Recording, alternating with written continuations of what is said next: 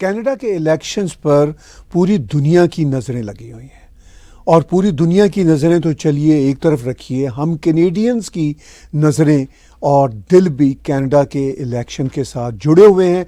Canada के election 28 अप्रैल यानी by almost end of this month हो रहे हैं और दुनिया या कैनेडियंस या हम कैनेडियंस कहना चाहिए ये जानना चाह रहे हैं कि कौन सी पार्टी जीतेगी। देखिए, आज से कोई 3-4 महीने पहले तक वेव चल रही थी कंजर्वेटिव्स के लिए और उस वक्त प्राइम मिनिस्टर जस्टिन ट्रूडो थे और उस वक्त ऐसा ही दिखता था कि शायद ट्रूडो की वजह से लिबरल्स बुरी तरह हार जाएं और पोल्स भी हमें बता रहे थे कि ट्रूडो के जो नंबर्स थे वो कोई 20 नंबर्स लेस थे कंजर्वेटिव्स के मुकाबले में। अब वही पोल्स हैं जो हमें ये बता रहे हैं कि लिबरल पार्टी मेजॉरिटी सरकार बनाने जा रही है।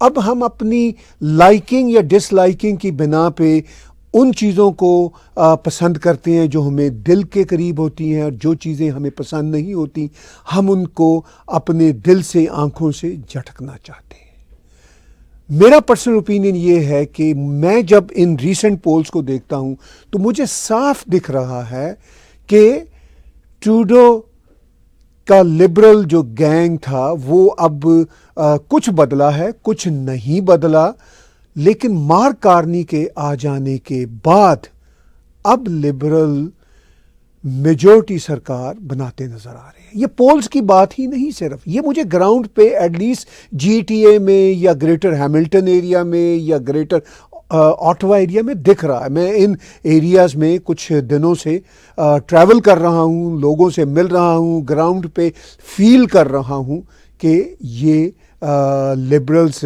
जीत रहे हैं। कैसे जीत रहे हैं इसका मैं लॉजिक भी अभी आपके सामने पेश करूँगा। अब मैंने कहा कि जो हमारी लाइकिंग या डिसलाइकिंग है उसके बेस पे हम स्टिक हैं अपनी चीज़ों के साथ। मैं पर्सनली लिबरल का वोटर नहीं हूं, मैं इस बार भी लिबरल को वोट नहीं दूंगा। मैं कंजर्वेटिव आइडियोलॉजी के साथ जुड़ा हुआ था और हूं, लेकिन कंजर्वेटिव अपनी आइडियोलॉजी के साथ जुड़े हुए नहीं हैं। इसलिए जो एक पार्टी इनसे टूट के बनी जिसका नाम PPC है, मैं उसका ही वोटर हूं और रिलेटिवली उनका ही सपोर्टर हूं। मगर जब मैं जर्नलिस्ट के तौर पर आपके सामने आता हूं तो मेरी कोशिश होती है कि मैं ऑब्जेक्टिवली चीज़ों को स्टडी करूं, जो ग्राउंड रियलिटी है वो स्टडी करूं।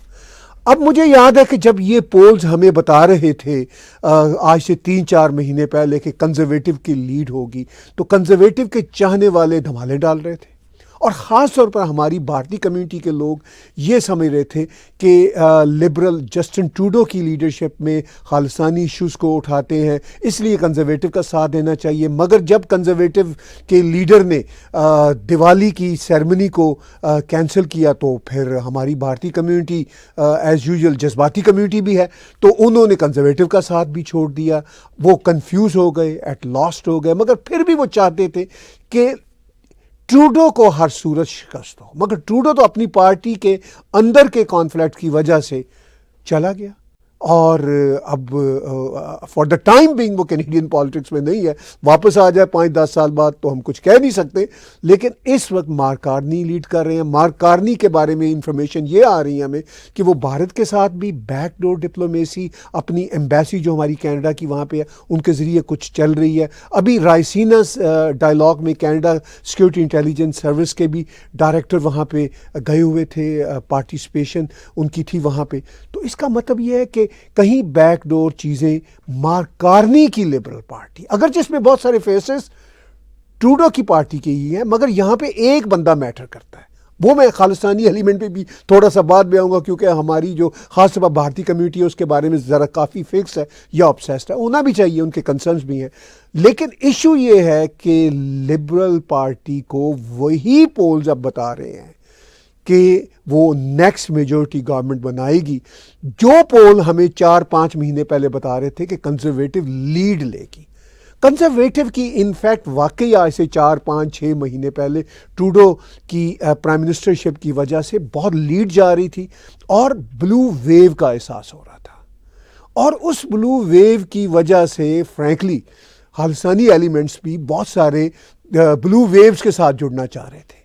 और ये सिर्फ खालिस्तानी एलिमेंट्स का मामला नहीं होता, हर कोई जो पॉलिटिक्स में होता है उसकी ख्वाहिश होती है कि वो उड़ती पतंग को अपने हाथ में ले और बसंत का मेला लूटे। ये एक ह्यूमन नेचर है, ये सिर्फ हम पंजाबियों के साथ या किसी भी आइडियोलॉजी के लोगों के साथ जुड़ी हुई बात नहीं है, ये सब इंसानों के साथ जुड़ी हुई बात है।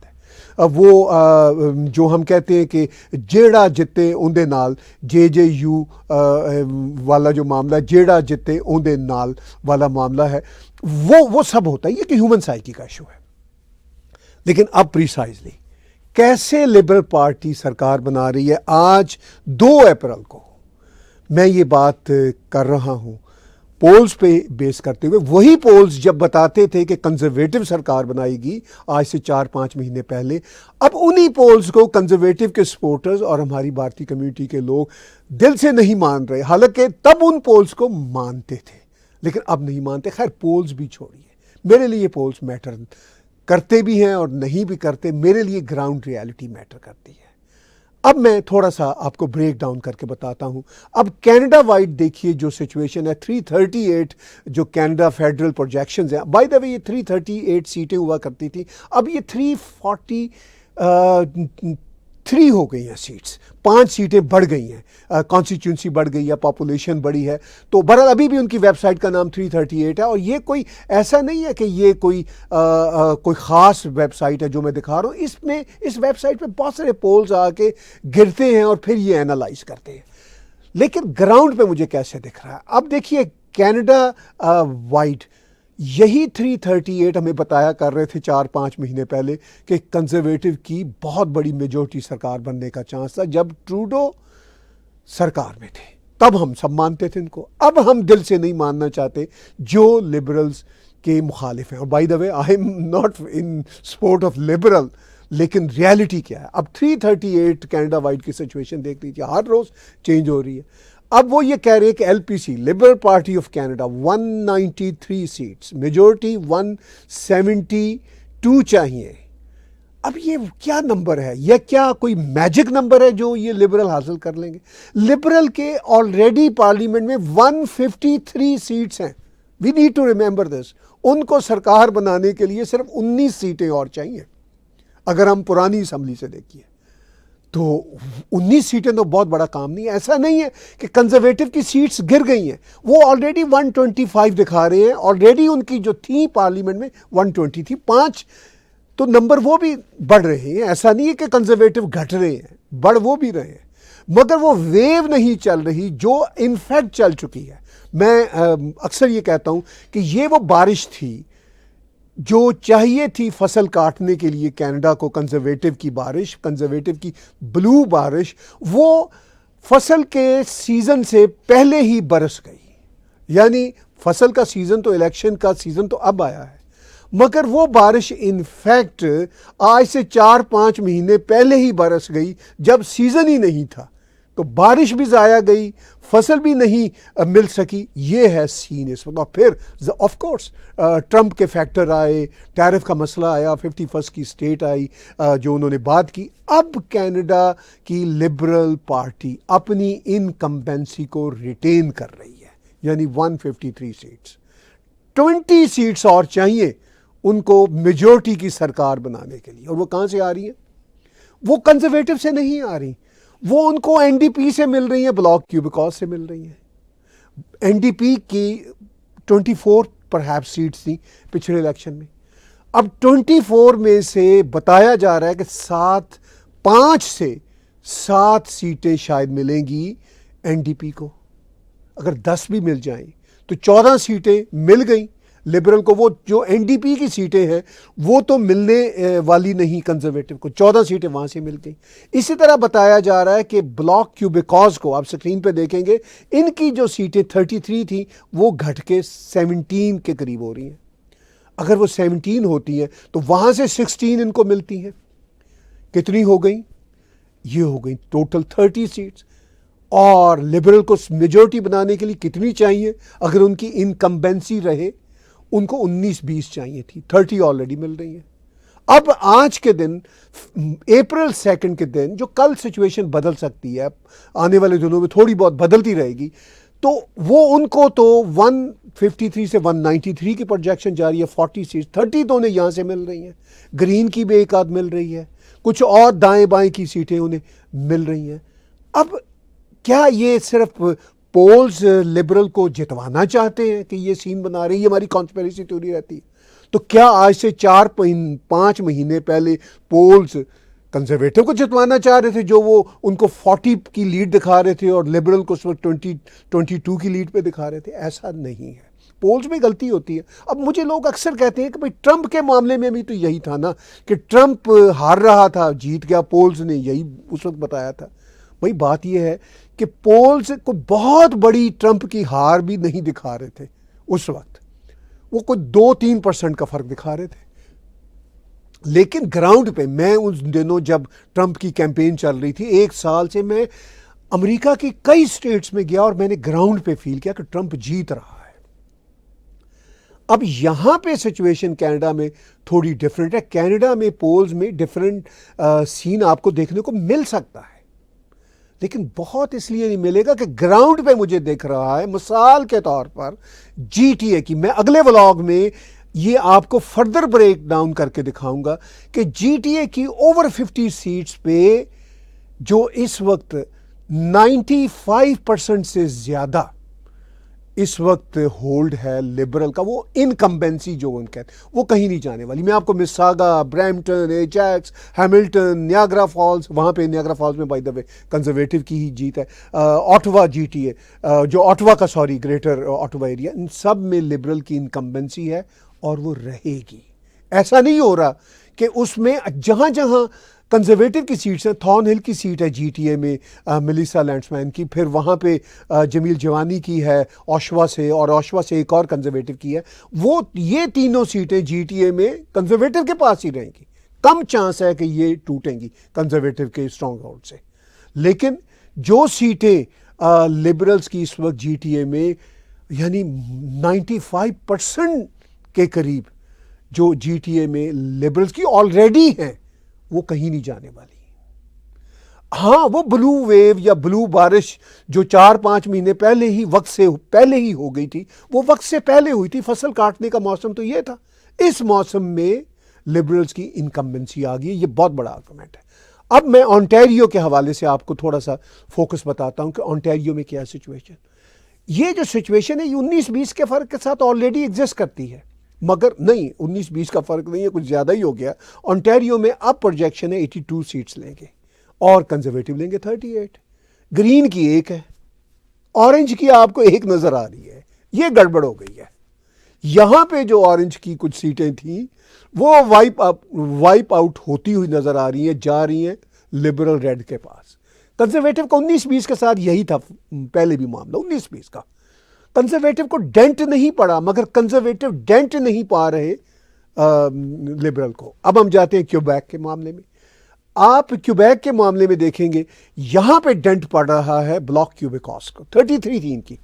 ये जो आपको लाइट ब्लू नजर आ रहा है, नेवी ब्लू कंजर्वेटिव है वहां पे, लाइट ब्लू में 33 थी इनकी, और ये जो है अब लिबरल के पास जा रही है 33 में से काफी। और उनका एनडीपी का कोई गेन ही नहीं है। एनडीपी बाय द वे पिछले इलेक्शन में भी काफी यहां से वाइप आउट हो गई थी, अब भी वहां पे बुरा ही हाल है उनका। वो तो जगमीत सिंह की अपनी सीट भी वो हारते नजर आ रहे हैं, ये अगले व्लॉग में हम बताएंगे। अब हम जरा वेस्टर्न प्रोविंसेस की तरफ जाते हैं। यहां पे ये स्ट्रॉन्ग होल्ड है, खासतौर पर एल्बर्टा हमेशा से कंजर्वेटिव का, सस्कैचुआन, मैनीटोबा। लेकिन एल्बर्टा में तो ठीक है, बहुत अच्छी सिचुएशन है एज यूजुअल कंजर्वेटिव की, और सस्कैचुआन में भी उनकी बहुत अच्छी सिचुएशन है, वो उसमें रिटेन कर रहे हैं। मैनीटोबा में धीरे धीरे हम ये देख रहे हैं कि उसमें कंजर्वेटिव, मुझे याद है आज से 20-22 साल पहले ज़्यादा स्ट्रॉन्ग होल्ड था, अब कम होते होते अब वो बहरहाल फिर भी उनका ज़्यादा नंबर दिखाया जा रहा है। ये है बीसी में ऑलरेडी, वहाँ पे बीसी में हमेशा से फ्लिप फ्लॉप रहा है, कभी एनडीपी के नंबर बढ़ जाते थे, और अब के बार एनडीपी वहाँ पे बुरी तरह नीचे गिर रही है और शायद नज़र ही नहीं आ रही, और वो जो नंबर है वो फिर लिबरल को जा रहे हैं ब्रिटिश कोलंबिया में। ये तो है हमारे जो वेस्टर्न प्रोविंसेस का मामला। अब ज़रा ईस्टर्न प्रोविंसेस की तरफ चलते हैं। अब ईस्टर्न प्रोविंसेस टोटल रेड है। न्यूफीलैंड हो, PEI हो, जो जो जो हमारे वहाँ पे PI का वो सारे आइलैंड्स हैं वहाँ पे भी, फिर न्यू ब्रांसविक हो, नोवा स्कोशिया हो, यहाँ सभी प्रोविंसेस में रेड रेड रेड रेड है। और ये पहले भी रेड ही था। ऐसा नहीं है कि वो बहुत वहाँ पे छलांगे लगा रहे हैं, वो सिर्फ गेन कर रहे हैं। PPC की मैं थोड़ी सी बात करूं। PPC का फ्यूचर मुझे लग रहा था थोड़ा सा बनेगा वही जैसा हमें कंजर्वेटिव का लग रहा था, लेकिन अब इस वक्त जो है रेड वेव भी मैं नहीं कहूँगा, इनफैक्ट रेड इनकम्बेंसी रिटेन हो रही है और ऑरेंज से रेड को जा रहा है काम, और ब्लॉक क्यूबिकॉस से जा रहा है। इस सिचुएशन में PPC का जो मामला है वो भी कोई मुझे अब पनपता नज़र नहीं आ रहा। इस इलेक्शन के बाद मैं पर्सनली भी, अभी तो मेरी 1-2 दिनों में मैक्सिम बर्नियर से मुलाकातें भी होगी। मैं उनकी पार्टी की तरफ से 2019 का इलेक्शन भी लड़ चुका हूँ। वो हमारा एक टेस्ट था, एक प्रोटेस्ट भी था और टेस्ट भी था। हमें पता था कि हम कहीं जाने वाले नहीं हैं। लेकिन अब PPC का फ्यूचर और मैक्सिम बर्नियर का फ्यूचर भी डिस्कस होगा आफ्टर दिस इलेक्शन, वो एक अलग डिबेट है। बात हो रही है कि कौन नेक्स्ट गवर्नमेंट बना रहा है। अब ये जो नंबर मैंने शेयर किए, मैं आने वाले दिनों में व्लॉग करके आपको फर्दर ब्रेक डाउन करूंगा, इवन शहरों के कॉन्स्टिट्यूंसी के, और ये बात खुल जाएगी कि किस तरह इनकम्बेंसी लिबरल की रिटेन हो रही है। अब मैं थोड़ा सा फैक्टर वो खालिस्तानी यहाँ पे डिस्कस करना चाहता हूँ। अब हमारे ख़ास तौर पर भारतीय बैकग्राउंड के लोग ये कह रहे हैं कि भाई बात ये है कि हम लिबरल के इसलिए ख़िलाफ़ थे कि उन्होंने खालिस्तानी एलिमेंट्स को हवा दी। बिल्कुल दी। अब याद कीजिए और याद रखिए कि ट्रूडो की लीडरशिप रेस जो थी, मेरा ख्याल है वो शायद 2000 परहैप्स 14-15, मुझे एग्जैक्ट समय याद नहीं है, वो जब हार्पर की गवर्नमेंट के आखिरी साल थे तब हुई। तब उनकी लीडरशिप रेस को जितवाने में काफ़ी किरदार था डायरेक्टली या इनडायरेक्टली खालिस्तानी एलिमेंट्स का। ट्रूडो एक तरह से ऑब्लाइज थे। फिर ट्रूडो की अपनी जो पॉलिटिकल आइडियोलॉजी थी वो भी फार लेफ्ट की थी, तो वो इस तरह वो ये मामला चलता रहा। फिर भारत के साथ उनकी केमिस्ट्री नहीं मिली, ख़ासतौर पर प्राइम मिनिस्टर मोदी के साथ उनका विजिट बड़ा डिजास्टरस रहा। फिर वो बहुत ईगोसेंट्रिक था ट्रूडो। तो ये सारे एलिमेंट्स ऐड अप होते रहे, और फिर वो भारत के फार्मर प्रोटेस्ट पे उसने स्टेटमेंट दी, वो कई इश्यूज़ पे कई मौक़ों पे स्टेटमेंट देता रहा। फिर आखिरी जो था रिश्तों में, भारत और कनाडा के रिश्तों में जो बहुत बड़ा खलल आया, वो जब 23 सितंबर में ट्रूडो ने पार्लियामेंट के अंदर एज प्राइम मिनिस्टर साफ कहा कि जी ये भारत पीछे है निजर के असैसिनेशन में। तो उसके बाद तल्लुकात ख़राब हो गए, कम्युनिटीज़ में भी यहाँ पे टेंशन आ गई। तो अब हमारा जो भारतीय डायस्पोरा है ख़ासतौर पर, उनका ये ख्याल है कि भाई ट्रूडो ने बहुत ज़्यादा खालिस्तानी एलिमेंट्स को हवा दी, सब कुछ हुआ, तो अब हम इसको सपोर्ट नहीं करेंगे। लेकिन अब हम जैसा कि ये स्क्रीन पे दे सकते हैं, एक व्हाट्सएप पे एक चल रहा है एक फ्लायर, आप देख रहे हैं कि कंजर्वेटिव पार्टी के साथ पंजाबी बहुत सारे नाम नज़र आ रहे हैं। मैं इनको खालिस्तानी नाम नहीं कहना चाहूँगा। कुछ खालिस्तानी सिंपैथाइजर्स भी हैं, कुछ प्योर सपोर्टर भी हैं, कुछ वैसे पंजाबी नाम है। मैं खुद पंजाबी हूँ, तो पंजाबी जितने भी पॉलिटिक्स में आते हैं बल्ले बल्ले, मुझे क्या मसला है, मुझे खुशी होगी। लेकिन बहरहाल वो आइडेंटिटी पॉलिटिक्स का मसला भी होता है। तो बहुत सारे नाम आपको नज़र आ रहे हैं। कुछ लोगों ने व्हाट्सएप पे ये और ट्विटर पे ये वाला चलाया हुआ है। अब मेरा ये ख्याल नहीं है, यकीन है कि बहुत सारे खालिस्तानी सपोर्टर भी, बहुत सारे खालिस्तानी सिंपैथाइजर्स भी चले गए ब्लू वेव जो 4-5 महीने पहले थी, इस ख्याल से कि हम कंजर्वेटिव में जाते हैं, वहाँ पे हमारा वो बनेगा कोई ना कोई चांस। वो सब कुछ भी हुआ। In fact in the long run क्या हुआ कि अब वो वेव ही ख़त्म होगी। इनमें से बहुत सारे लोग ऐसे हैं जिनमें से कुछ तो ऑलरेडी मेंबर पार्लियामेंट है, वो जीतेंगे ऑलमोस्ट, उनमें कोई फ़र्क नहीं आएगा, ये मैं आपको बता दूँ, वो जीतेंगे। जो ऑलरेडी मेंबर पार्लियामेंट नहीं है, इनकम्बेंट नहीं है, वो नहीं जीतेंगे। सिचुएशन सिर्फ ये है। कनाडा के पॉलिटिक्स के जो अगला इलेक्शन है उसमें सीन सिर्फ ये है कि जो जहां है वो स्टेटस को रहेगा। सिर्फ और सिर्फ लिबरल का गेन वहां पे हो रहा है जहां पे ऑरेंज और वो लाइट ब्लू वाले ब्लॉक क्यूबिकॉस वाले लूज कर रहे हैं। इतना सा खेल है, इतनी सी मैथमेटिक्स है, और कोई मैथमेटिक्स नहीं है कि कोई रेड वेव चल रही है।